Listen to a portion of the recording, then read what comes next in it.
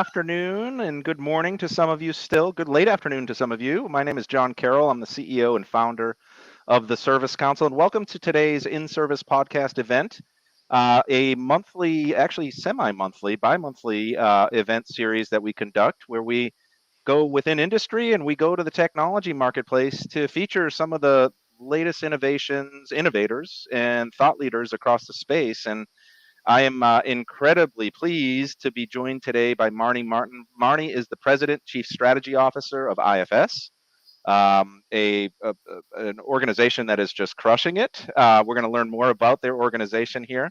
And Marne is also a board member. So Marne, I just wanted to give you a warm welcome before we get into some talking points, and then we'll kind of jump into things. It's a great pleasure to be here today on the podcast. And of course, I've been a big fan and following the Service Council for a long time. So thanks, John, for the invite. Outstanding.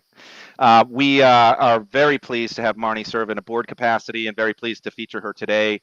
And we want to make this as interactive as possible. So this is live streaming to LinkedIn and to other podcast channels, Outcast and Twitter and Facebook and all the social feeds that you get your podcasts on. So wherever you'd like to engage with us, we encourage you to do so.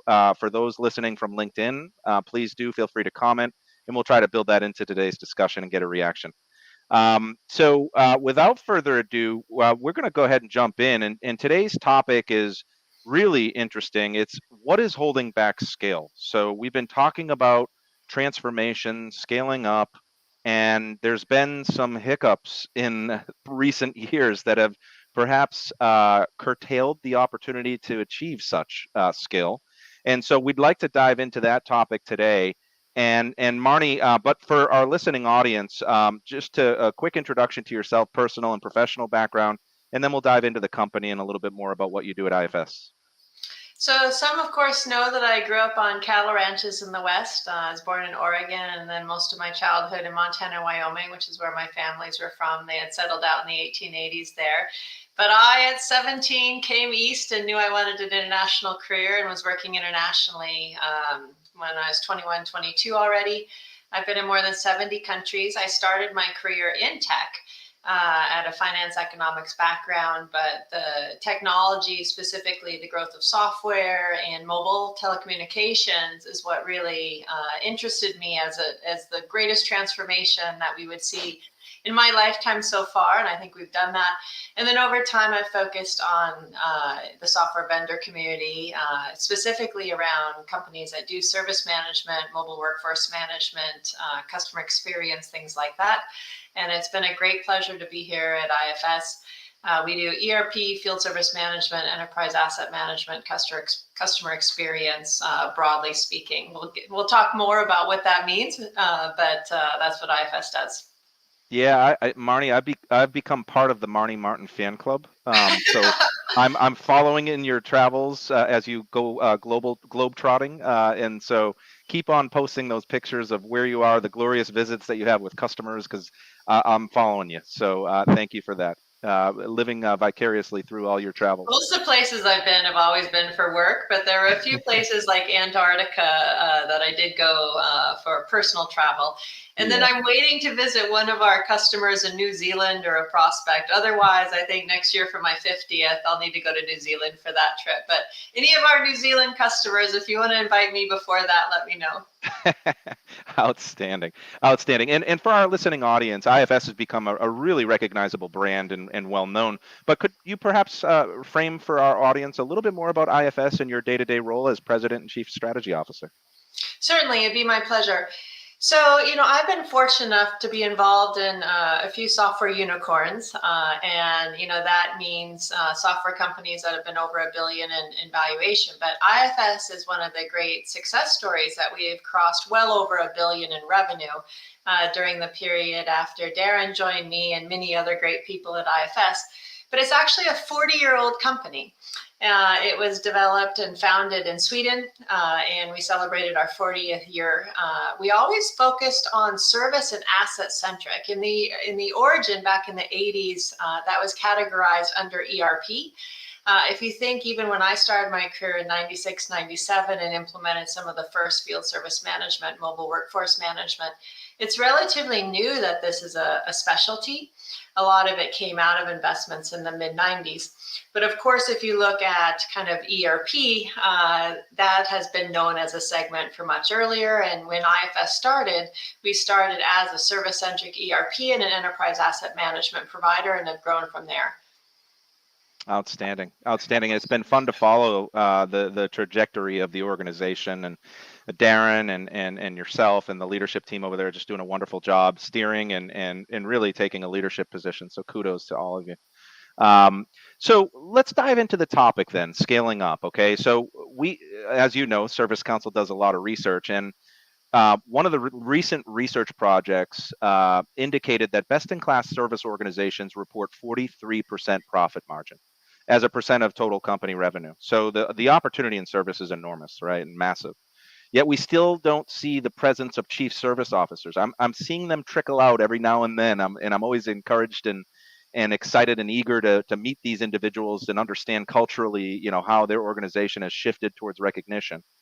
But then we reference back some of the members that we talked to, and as an example, one member of the Service Council, a global medical device manufacturer with 30 billion in annual revenues, reports only 1% of revenues generated from service, right? So there's still some opportunity here to get where we want to be in terms of the importance of service. Are we still witnessing a battle with respect to services recognition and as a differentiation? And shouldn't service be a priority at this point? So I think you'd be hard pressed to find someone, at least at an operational and customer focused level, that would say service isn't a priority. Okay, so I think people that interact with customers know how important service is. I think the question is, especially, and we're talking specifically about scalability. If you are running a service organization that's, say, under $1 billion in revenue, in general, your C-level executives will still know roughly what you do each and every day with your customers, generally speaking, around service. But as these companies get bigger and bigger, you're looking at the very large multinationals, like the example you gave of the medical device. One, I guarantee actually they're getting more than 1% service revenue. Maybe it's being blended into the product sales. Maybe they actually have an attached model. We might dive into that later. But it's such a differentiator for what they do, how they grow, the comparison with their peers. But the bigger the multinational becomes, I think the more disconnected the C-suite and their board often is from the people at the forefront of delivering, operations or service, if they're doing construction installs, etc. And that I think is an issue, whether it's an issue how they're looking at the development of their service business, whether it's an issue how they're thinking about the continued evolution and embracing both technology as well as other, say, people productivity tools.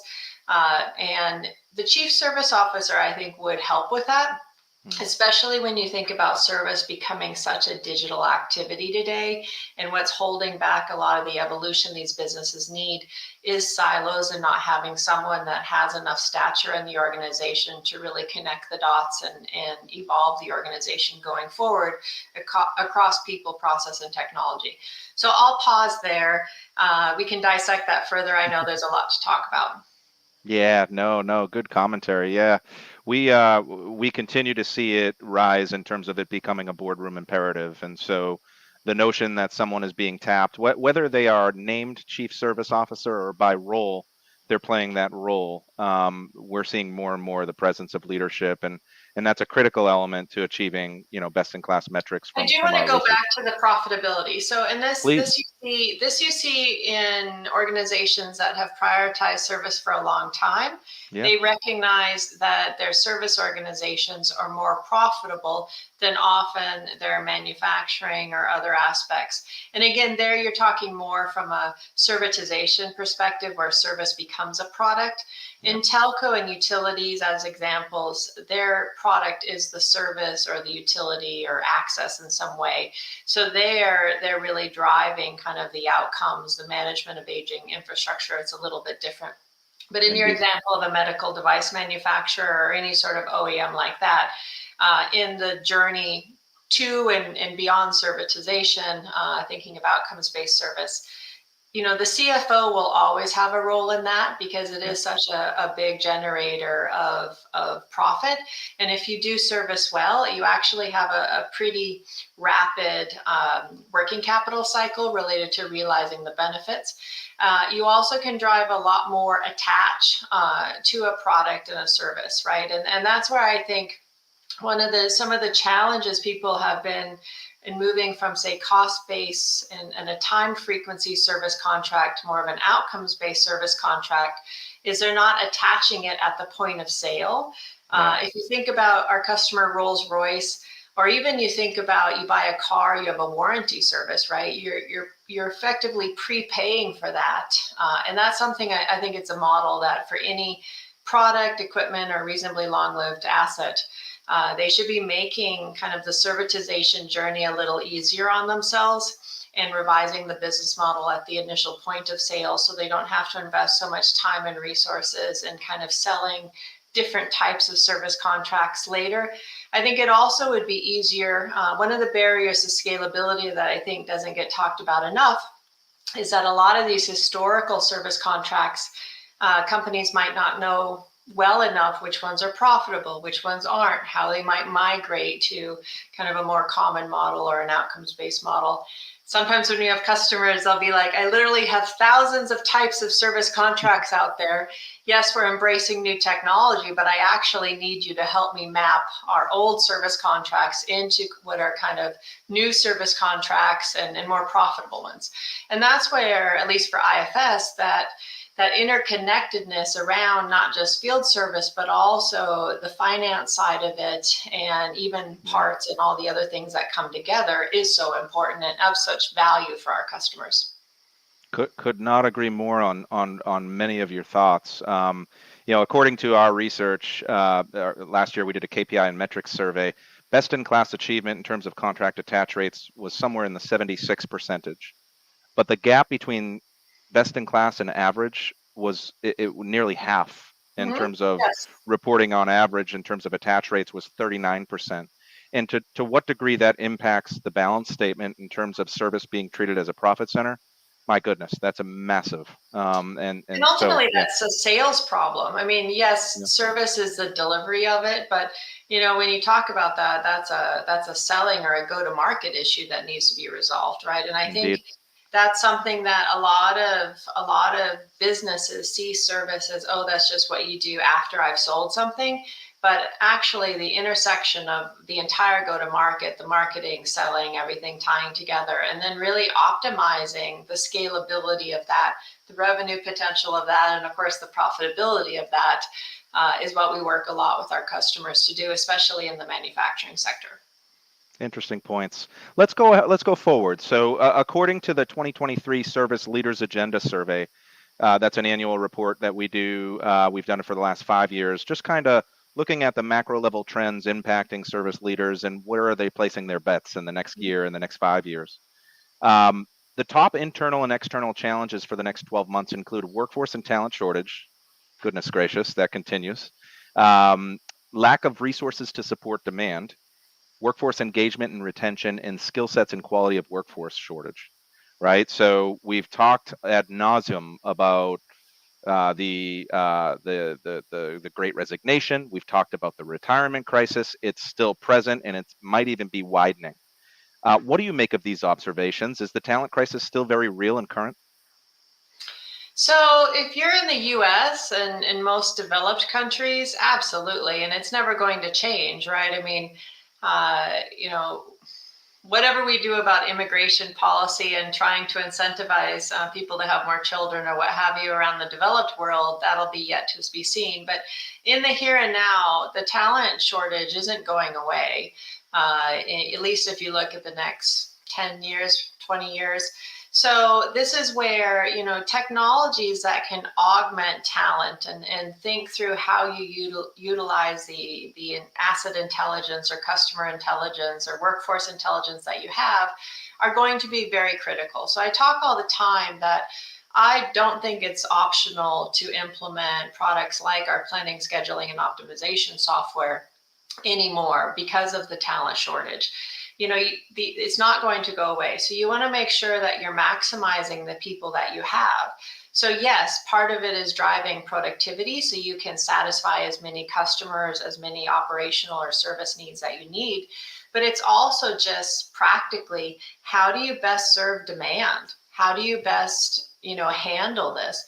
And then also bringing in additional technology where you can augment people that, a lot of the assets and equipment, we have so much more knowledge about them than we ever did. I remember, again, going back to the ranch, when I got taught how to, do something mechanical or repair something, it was almost like what I called the apprenticeship from, my dad or my granddad or one of the other people that worked on the farm. They would show me manually how to do it. Then, of course, you did have manuals. And now we have everything from YouTube videos to AR assisted, et cetera, et cetera. So point being is that I always think through as if I was going to go do one of these field service jobs, right? And I love going on ride-alongs and all these things with the people. And I often ask them, I make a joke of it because it's kind of a bonding experience. So if I were doing your job, how could I learn how to do it the fastest? And at first they have a chuckle, but then we get into a really interesting discussion on how we use mobile and all of our technologies that we have today to augment and assist with knowledge, i.e. getting Marnie up to speed on their job. And it's really a fascinating discussion, and there's so much that we can do. And I think, we've had, for example, AI-assisted knowledge management chatbots for quite some time here at IFS, and we've also been working with Microsoft and OpenAI on precursors, and then, of course, ChatGPT.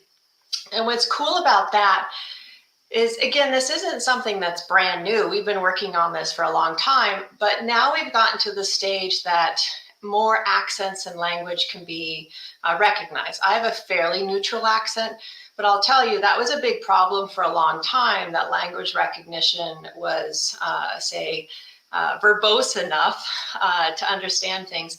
And then we had to have data sets that were relevant enough that we could search through them quickly and return available information.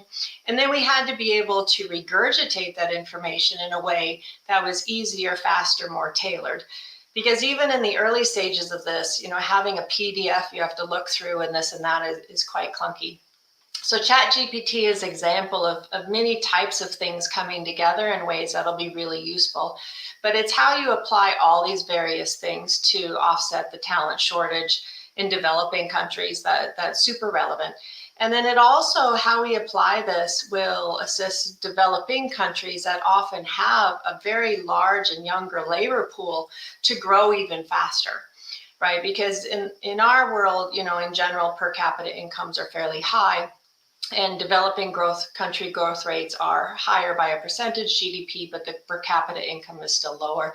So they're also very ambitious of how they're raising that.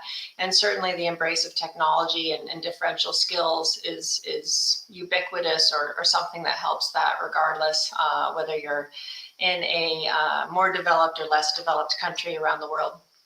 But again, how we utilize technology to drive customer outcomes and to enable people is ultimately why we have technology. And it goes back to even when we had, fire and the first wheel. Now we're talking about digitally enabled technology and how we continue evolving with that. But technology at the beginning was how we make people's lives better. Warmer houses, drive, then we had airplanes, and, you can go on from there. Absolutely. And just supplementing your commentary in terms of how do we deepen engagement? How do we empower our frontline and workforce? The number, we asked technicians, our annual survey, the voice of the field service engineer is out in market currently. Last year, we got about 2,000 technicians that responded. This year, we're eclipsing that shortly. The number 2 dislike of their day-to-day was the time spent finding information. Number 1 was paperwork and admin. So how do we make their life easier? How do we deepen engagement? How do we upskill?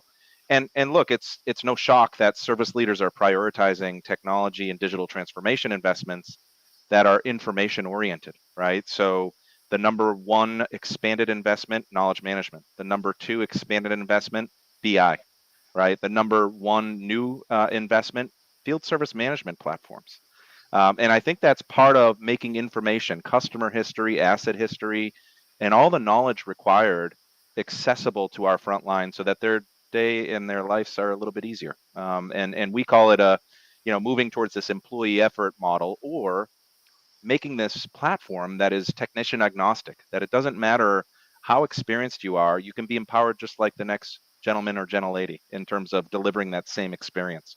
So that's That's definitely just some what of the we're things. Yeah. looking. Sorry to interrupt. It's definitely Yeah. what we're looking to do.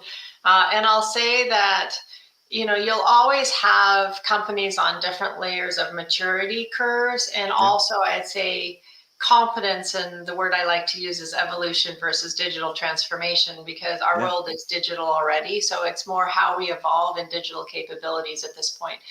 So I definitely advocate, and I hope that I continue to drive some of the purchase and awareness of why investing in field service management is important. And that's something also we do a lot of future of field service events and global tour, as you know, as well.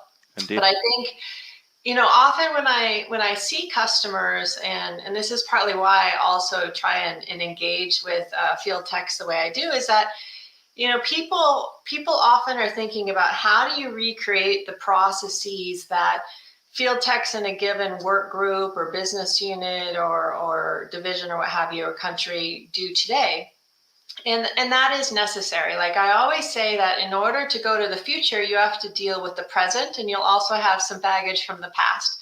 So when we're putting in software, there'll be business processes and other things that we have to happen today that need to Yeah. suit the process today, the challenges they have today, etc. But that over time, if you only do that, that is what prevents scalability, right?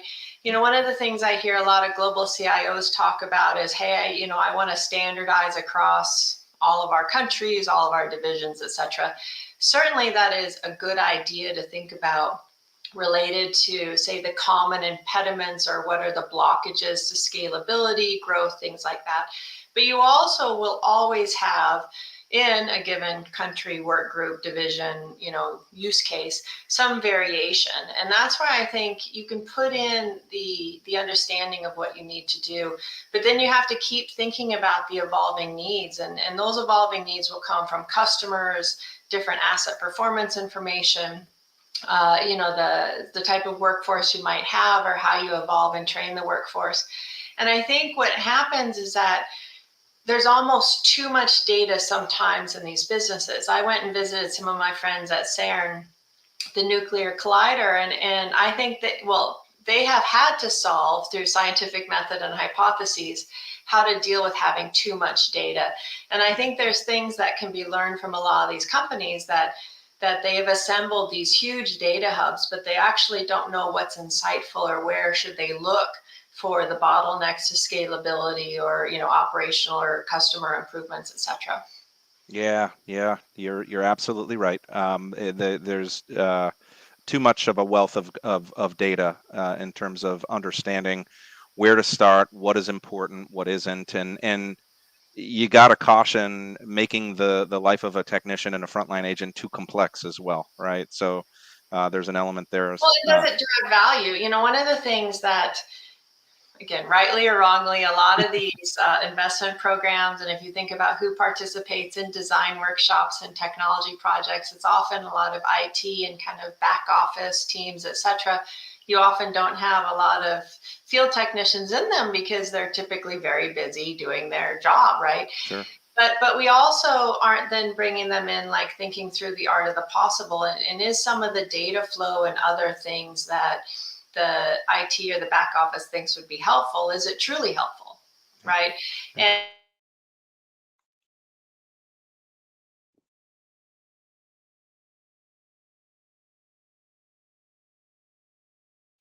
Marnie, leaning in, I think it's perhaps we froze here for just a moment. okay. Uh, and we've got you back. No worries. Good. Sorry about that. But I think, you have to always think about the value of the business process, or the value of the data and the workflow, right? Indeed. And that's where I think a lot of companies are collecting things that might seem useful but aren't truly useful. Yep. And then there might be other things that actually are much more insightful and useful that they're not collecting. And I think that even goes to how you look at either operational metrics or even what you have in the intel from a connected asset or IoT, et cetera, et cetera. So it'll be interesting. I think we should have a little bit more kind of hypotheses on how we test some of these things and work that in. And I think that would help with evolution and also driving more scalability to achieve some of these outcomes. Absolutely. Let's move towards that in terms of service delivery methods. So, according to the same research survey, the Service Leaders Agenda, 45% of respondents expect to achieve predictive and proactive service in 2023, with 23% expected to achieve outcome-based services. We conducted a follow-up research survey because we just weren't satisfied with that data, and we wanted to learn, okay, what's real, what's not. And our hypothesis was that operationally, predictive, proactive, and perhaps even outcome-based had been achieved operationally. But in terms of its monetization, maybe it's not only happening in pockets or not happening universally. I have a three-part question for you. So the first one is, would you agree with that observation in terms of operationally achieved monetization, perhaps in pockets? So first off, one of the questions I always ask, because it's very interesting, the answers you get is, depending on what bucket, how companies rate themselves, Sure. asking them to define what that means to them, right? So if they say they're proactive, predictive, or outcomes-based service, whatever it is, I then say, okay, what does that mean? Okay. And then you really get into, pun intended, the nuts and bolts of it, right? Because, sometimes the outcome they're calling outcomes-based service, they were already a very high quality service organization that there's actually no change in, instead of calling it SLA achievement, they're calling it outcomes-based achievement, which is smart, right? So they're remarketing it, something that they were already delivering. Okay. But then it's no wonder they're struggling with the monetization because they were already delivering that. So from a customer's perspective, you've renamed what you're already giving me, but you're not really giving me something different.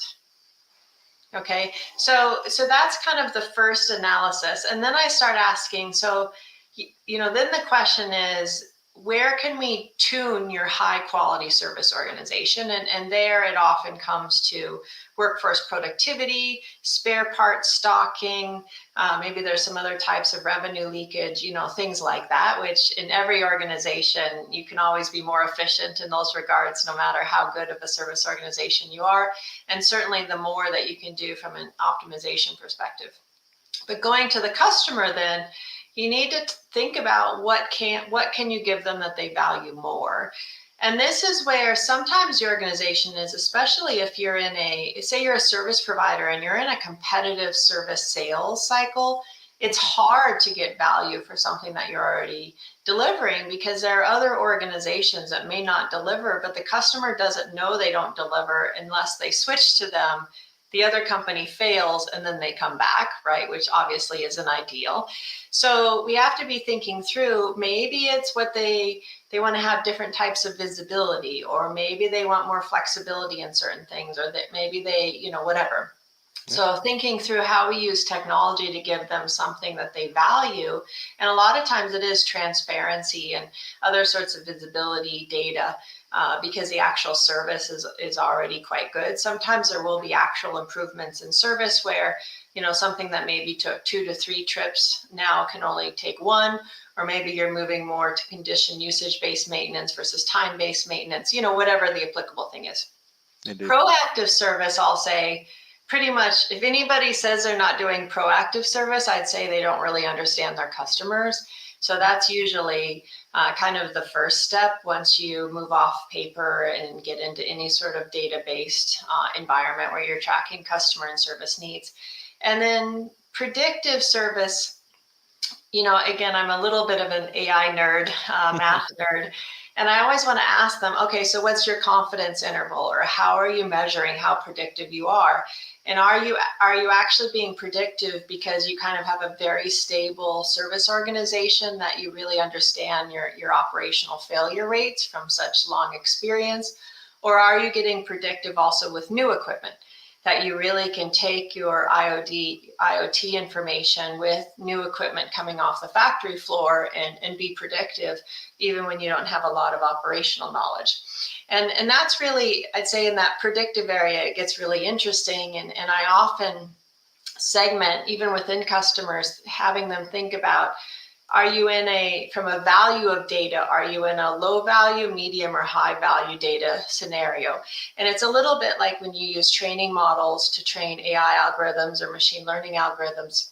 It's only as good as the training library and how effective it is. And that's the same with predictive service. Outstanding, outstanding. Let's talk about some of the impediments, right? So what is holding back organizations from achieving this? And I know you just talked about some of those areas. Any in any supplemental comments on that regard?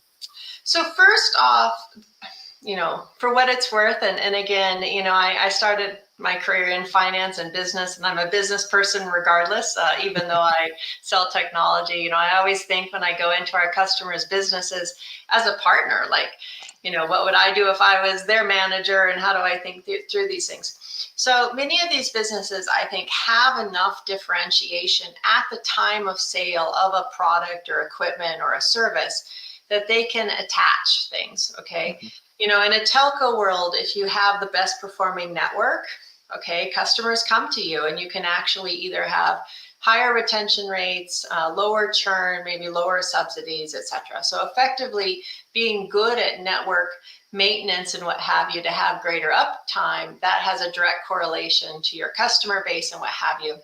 And utilities, it depends a little bit. Is it kind of a monopoly, not a monopoly, regulated, unregulated?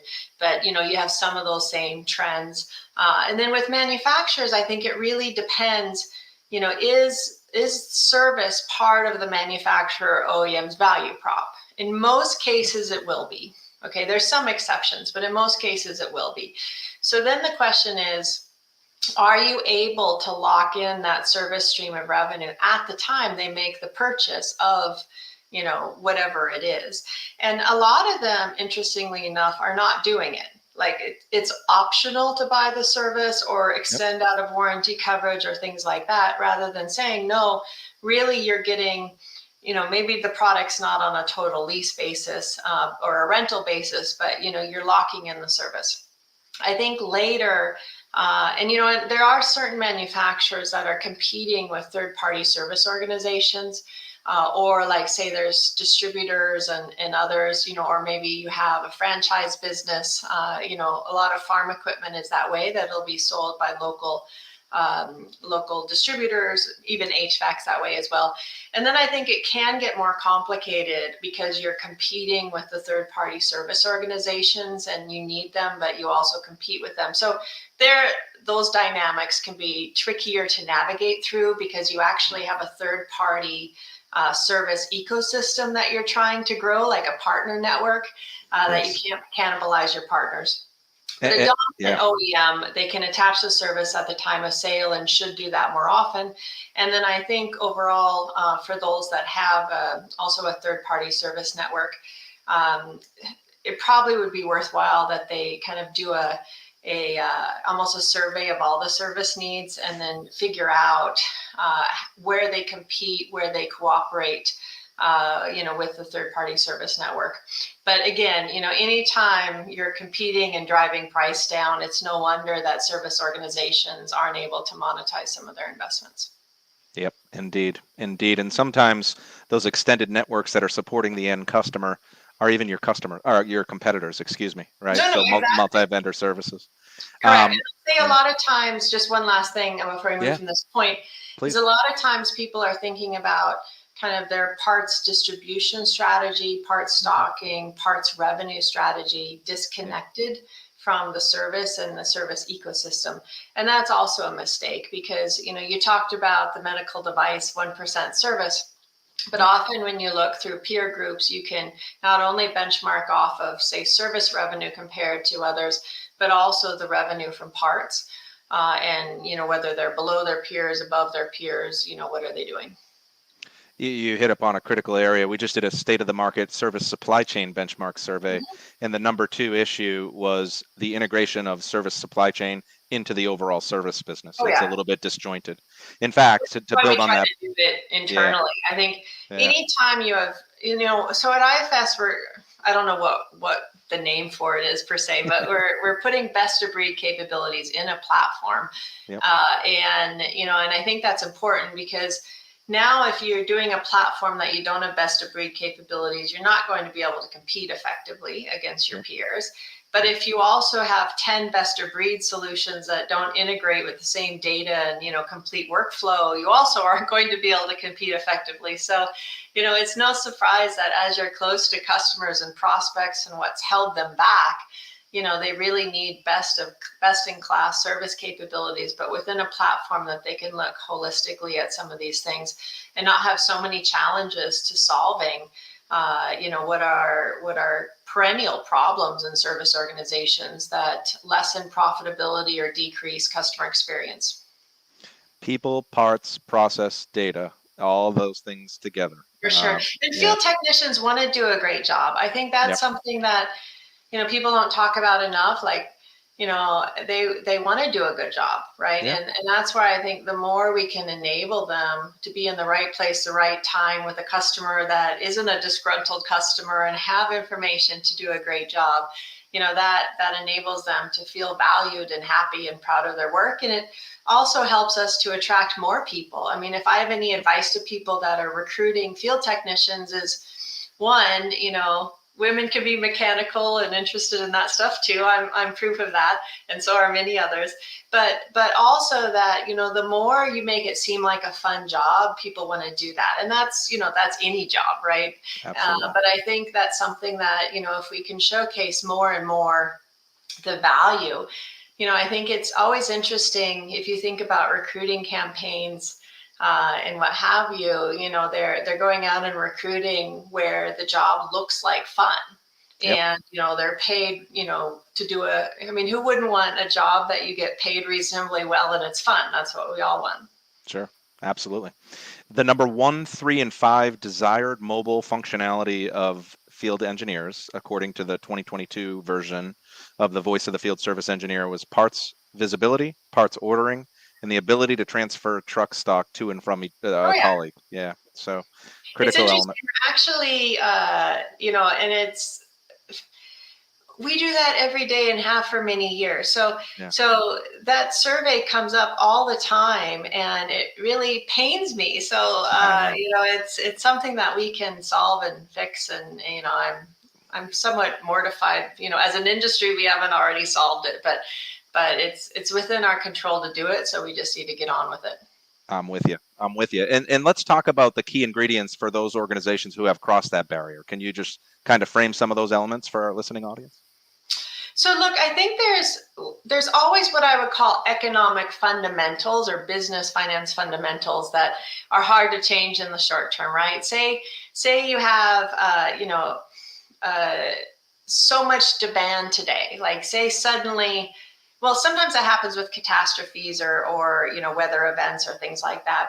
But say that you've had so much success, or you've opened a new region or state or territory, you've launched a new product, whatever it is, and demand has outstripped your supply of resources. Okay, that's a good problem to have.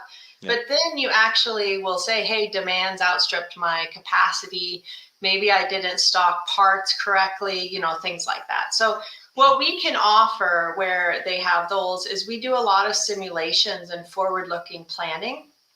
And sometimes our customers will also have separate parts planning or other things, but we can really tie that in and really drive the forward-looking planning in enhanced ways across people, parts, and territory planning, et cetera. And that has a lot of value for the companies that avail themselves of it.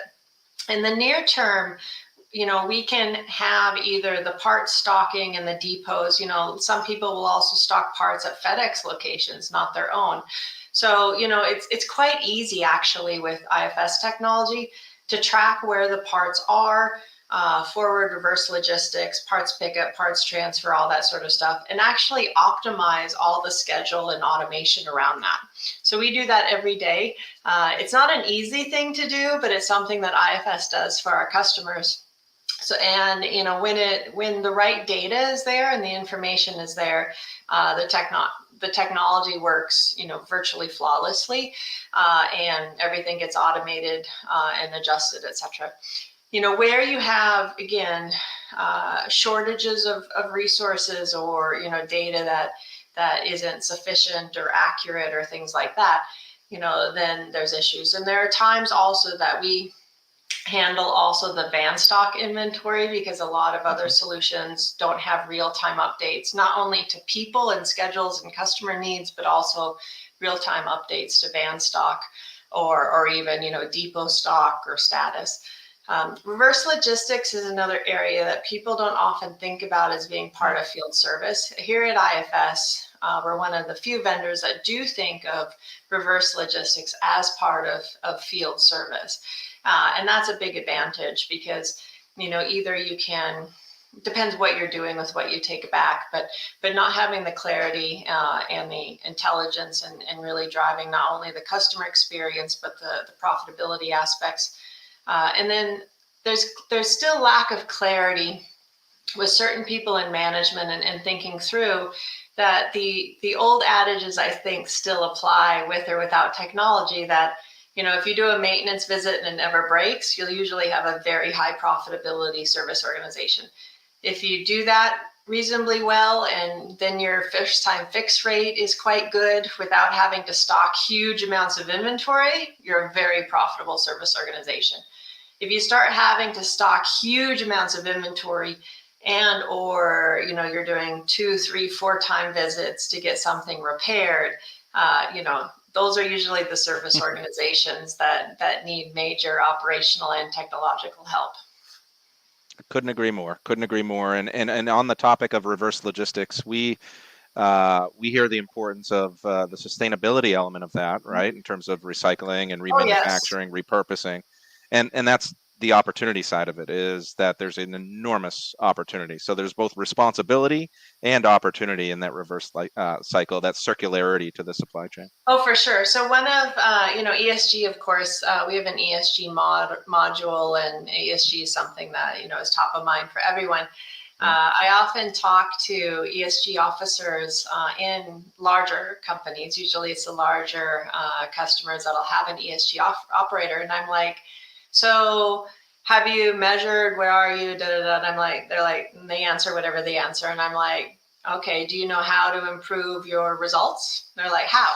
I'm like, through field service management, reverse logistics, and, better planning around operations and repair. Like, if you think about, whether they're going to remanufacturing or refurbishing or anything like that, everything that we do in service, where we're extenuating the life of an existing asset, where we're being conscious of how much we drive, how we repair that asset, how we, manufacture or create spare parts, how we recycle, all that sort of stuff.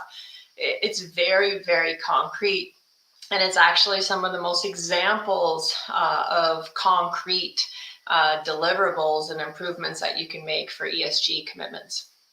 Absolutely. Let's get into an area that is perhaps a little bit of confusion in the marketplace, perhaps overused, the topic of digital transformation.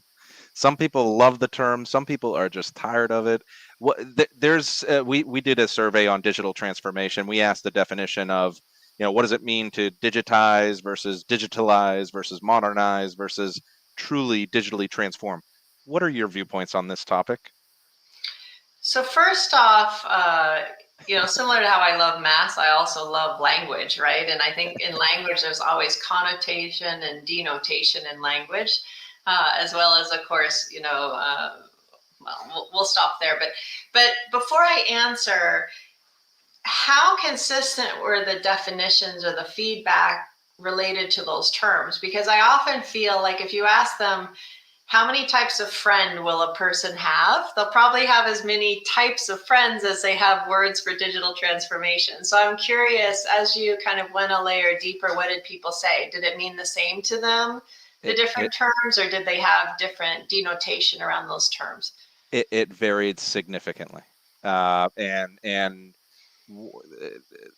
I guess the issue here is that not only did it vary across industry sector and from completely different walks of life, it varied within the same organization from multiple tenants and multiple operations executives that responded to the survey. So there's fragmentation not only cross industry vertical, but even within the four walls of a particular organization. So Absolutely.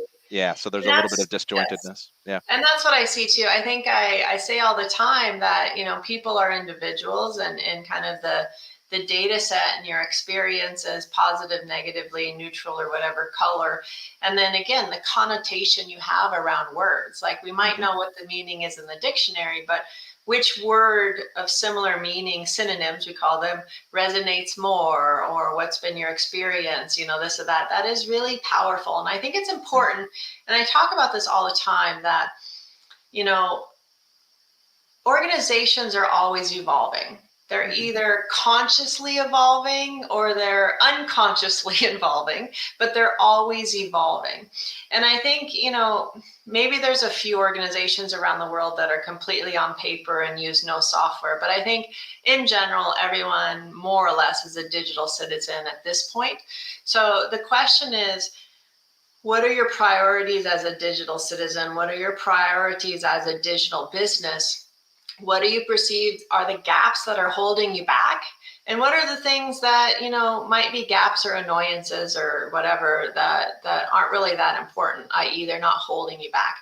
And one of the things, it is really interesting doing the study that you did, like if you start a project or you're having a workshop or something like that, it's very easy to have the technology now where people can type in words and it starts popping up on the screen.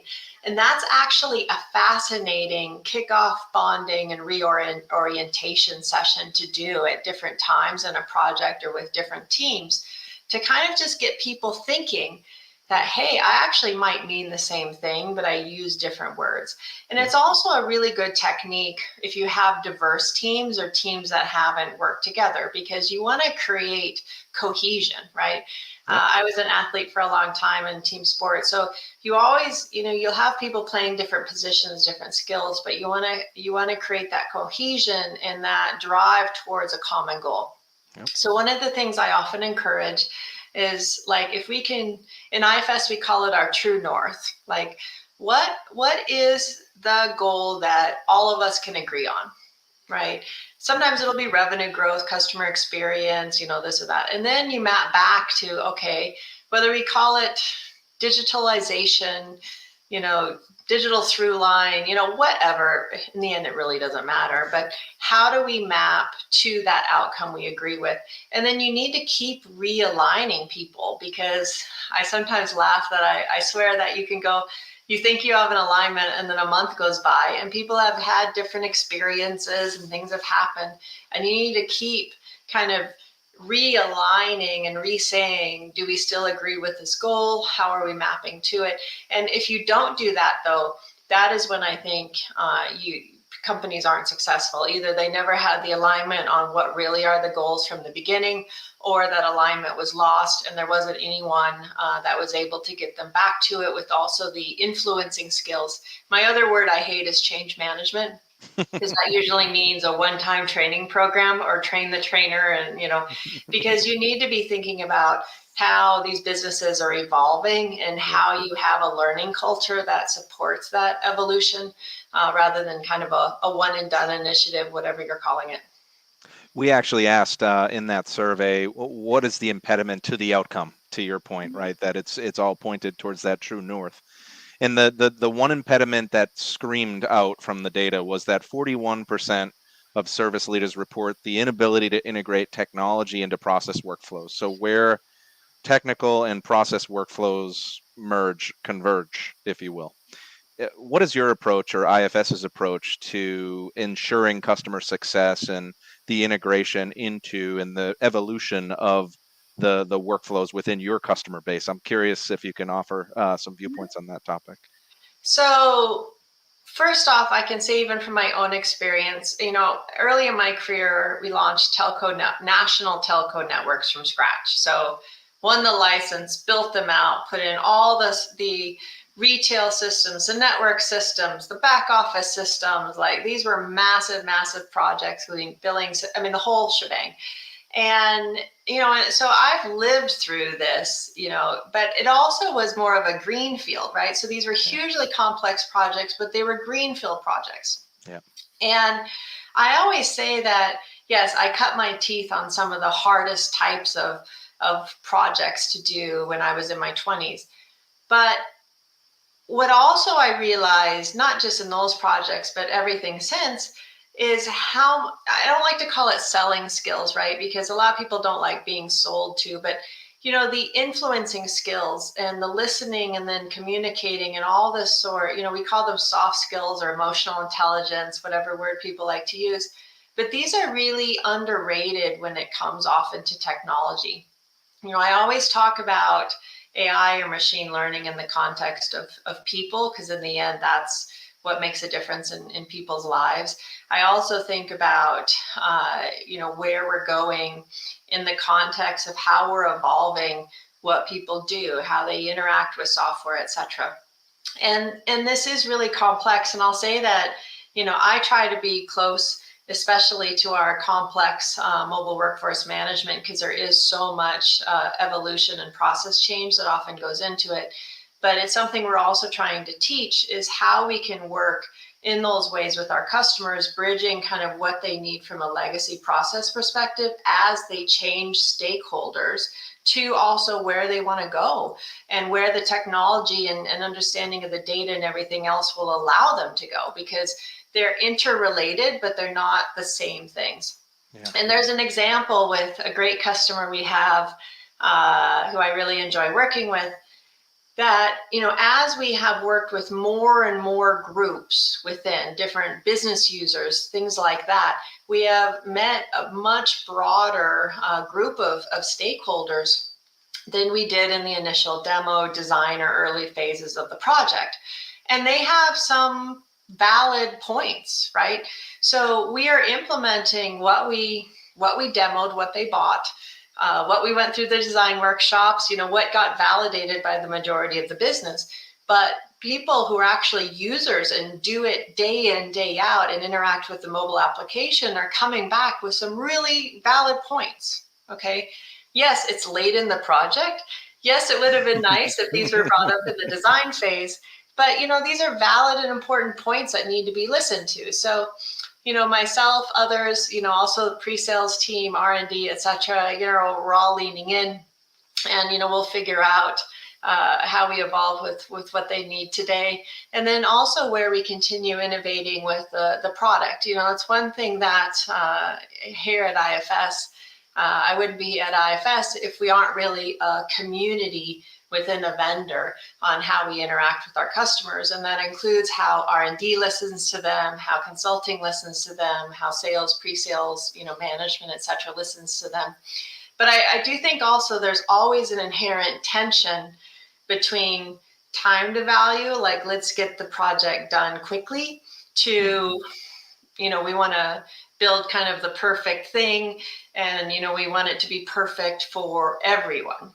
And it's hard to satisfy everyone, but you need someone that has the operational and technology experience within each of these customers to really navigate it through that. Because, if you create an MVP that's dumbed down and nobody loves it, the fact that you went live in, 2 months or 3 months or whatever, it really isn't of value.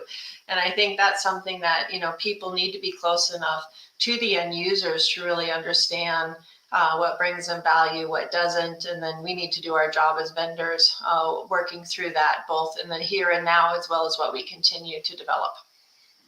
And let's go there, if you could, if we could, together. What's the next phase of growth for IFS and its customers?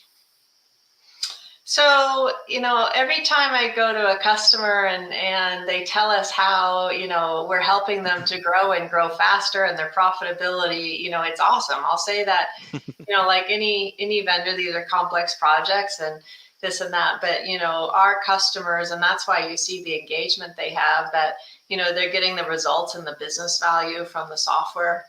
We're helping them to delight their customers better, to grow faster and be more profitable. So that gives me such joy. There's always things we want to do better, and I'm always the first to say that. But the real business value we're delivering and seeing our customers grow, I mean, that just gives me so much satisfaction. Related to IFS, we're also growing. We're running we're with customers that are in 120, 130 countries around the world. We ourselves are in 60 countries around the world and running global go-to-markets. We've built out relationships with not only the big global system integrators, but a lot of great regional partners. So the rate of growth is huge. I'd say overall we're outgrowing the market. For us, we're thinking of how we become a $2 billion revenue company, then a $3 billion revenue company, et cetera. It's kind of an interesting thing that, SAP, Microsoft, Salesforce, Oracle, their growth of that sort happened a long time ago. And now they're kind of, more into the place that they are. And then there's not that many software companies that have been focused on our industries and our application suites that have, even gotten to the size we are, let alone the trajectory going forward. So it's exciting and I think very needed. I posted on LinkedIn yesterday related to planning, scheduling, and optimization that there are 3.3 billion employees in this world now of 8 billion. So first, there's a lot of young people in some of these countries around the world that'll be coming into the workforce. And then you're also going to see a lot of continued need, going back to our first point of how to better schedule and meet the needs. So, a product like PSO, planning, scheduling, and optimization, in my opinion, will over time in the next 20 years become much more impactful as an emerging area, entire category than CRM. Right? I think when CRM split out of ERP and of course what Salesforce has done, that puts CRM as a map, not as a footnote in an ERP suite, but as a category in of itself. And I think IFS has that potential to do the same in mobile workforce management, especially around PSO. And then if you look at really the value in project, service, and asset businesses of having a platform with best in breed capabilities, given that 2/3 at least of the world economy is service, and then you add utilities, manufacturing, telco, et cetera. We're in the right segments in the right area, I think, to continue growing, and it'll be really interesting where we go. That's outstanding, Marnie. And for our listening audience, just to close out with the value you receive. Well, first of all, let me talk about the value we receive by you being a board member. Thank you. Wanted to extend our gratitude. It's been very rewarding. Our partnership with IFS has been very rewarding. Many of your customers are on our industry advisory board, and we are the beneficiary of hearing all the wonderful things you're doing with your customers at our Smarter Services Executive Symposium and throughout all these digital events that we do here. So thank you. But what is the value you receive from being a board member, and maybe something personal about yourself, something you're looking forward to, or something about yourself that our listening audience doesn't know? So first off, one, thank you for inviting me on board. I think it reflects how important service is and also being able to participate in the Service Council. We now do our Future of Field Service events, but, when I started my journey focusing on service management specifically, which was a while ago, Service Council was really one of the only venues, and now continuing to expand it as there's new types of technology. What's really interesting is this is such a technology-rich ecosystem. A lot of people had a view that, field service was done on paper, and, I think thinking back to maybe the 50s or something, I don't know. But, it is so technology enabled, and there's so much opportunity. Even thinking about how we solve some of the asset predictive maintenance, thinking through time series data with operational and other types, it's just such a cool and fascinating sector. And one of the things I love about being on the Service Council board is you really get exposed to different best of breed vendors, different capabilities, different viewpoints on it, right? Because I think that, I love to continuously learn and be around other smart people that drive that. And all the board members on the Service Council are really that quality and that level of experience. So it's hugely enjoyable for me to participate, to learn, to listen to my colleagues on the board, and hopefully they feel the same. But it really is a great honor to be there. So probably most people know I'm a big horseback rider. I started riding when I was a little girl. And what I've done with horses, of course, has changed over the years in the various disciplines, but, I've never stopped riding. And I actually switched to dressage when I lived in Europe. I've lived in Europe overall about 10 years of my career and kind of fell in love with it there, and still ride most days. The days that I'm home, I'll ride early or late and things like that. And certainly it's a big part of what I do. And it's both good exercise and it's something that's really demanding. I think it's important to have, hobbies that you love, but it's also something that really makes me focus on it. So it's a nice alternative to work. Outstanding. She is Marne Martin. She's the President and Chief Strategy Officer of IFS. She's a board member of the Service Council, and this has been a very rich discussion. Marne, thank you so much for joining us today. My pleasure. Anytime. And really, I hope everyone enjoys it. And if there's anything you think I've missed or you want to continue the conversation, we'd love that too. And we'd be happy to facilitate that. So thank you for joining today's inService podcast. And this will be accessible on LinkedIn and on whatever podcast channel you subscribe to. So if you want to reference it back or share it with colleagues, we encourage you to do so. Thank you once again, Marne. We'll see you all in the next one. Thank you so much.